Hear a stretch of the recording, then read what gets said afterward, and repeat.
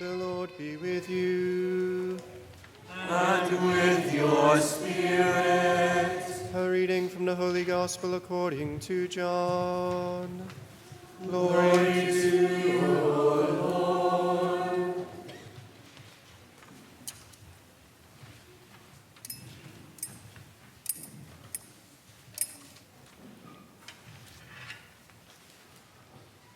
Jesus went across the Sea of Galilee.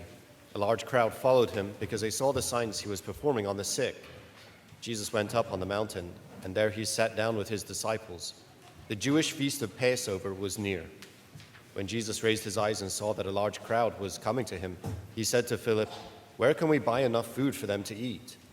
He said this to test him, because he himself knew what he was going to do. Philip answered him, 200 days' wages worth of food would not be enough for each of them to have a little. One of his disciples, Andrew, the brother of Simon Peter, said to him, "There is a boy here who has 5 barley loaves and 2 fish, but what good are these for so many?" Jesus said, "Have the people recline."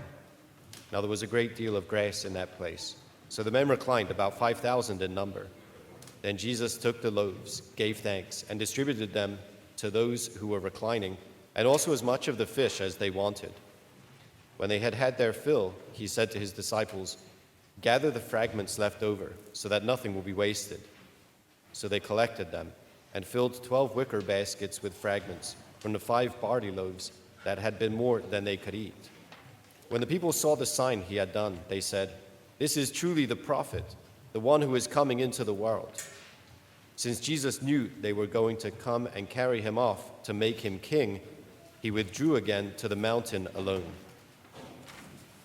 The Gospel of the Lord. Praise to you, Lord Jesus Christ.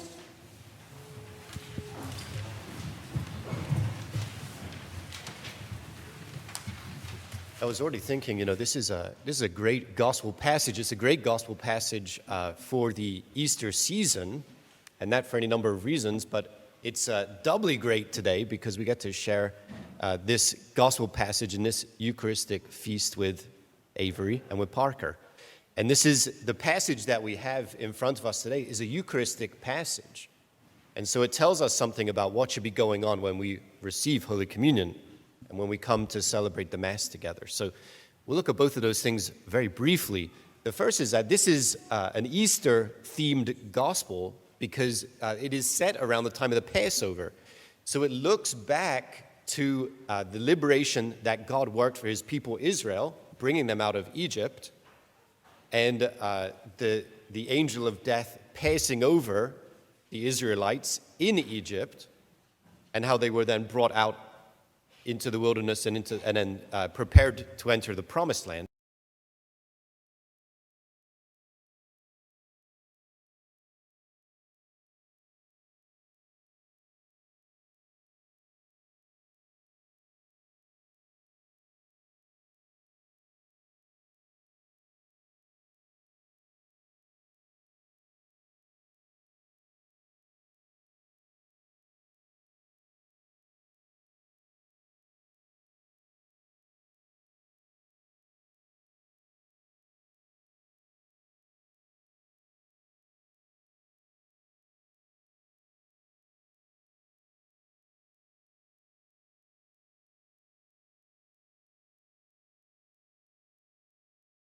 Vatican Council that the Mass, the Eucharist, is the faithful, that's us, okay? So the faithful offer the divine victim to God, they offer Jesus to God, and themselves along with it, along with that offering. This is the source and summit of Christian life. What does it mean? It means that we come here to participate in Jesus' offering to his Father, offering himself to God. And as we see that happening, we are to offer ourselves to God along with Jesus. That is the action of the Eucharist. And if we see what it looks like here in the middle of the scene, right, the brother, Andrew, the brother of Simon Peter, comes to Jesus. Here's a boy with 5 barley loaves and 2 fish. He just said there are 5,000 people. 5 barley loaves, they're like little dinner rolls. So 5 dinner rolls and 2 fish, and we're going to, and this is all we have. And Jesus takes it, he offers it, he breaks it and gives it, and it feeds everybody with food left over. What are we to do in light of this? We bring our meager offering. We bring the offering that, by itself cannot satisfy the crowd.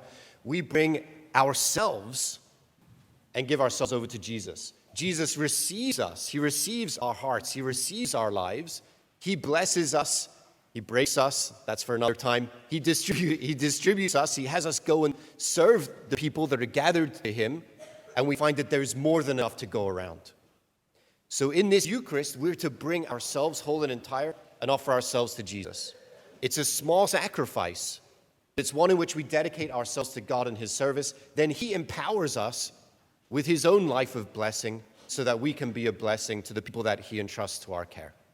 Yeah, this is it. So we all of us today, and of course Avery and Parker, in a new way and at a new time, offer ourselves along with Jesus and receive the life that he's giving us. All of us, whether we're ready to receive communion or not, we participate in that offering of ourselves. And we receive God's grace whenever we turn to him in prayer, whenever we turn to him in sacrament. And we are made to have grace in abundance, so we have something to offer today to the people that God entrusts to our care.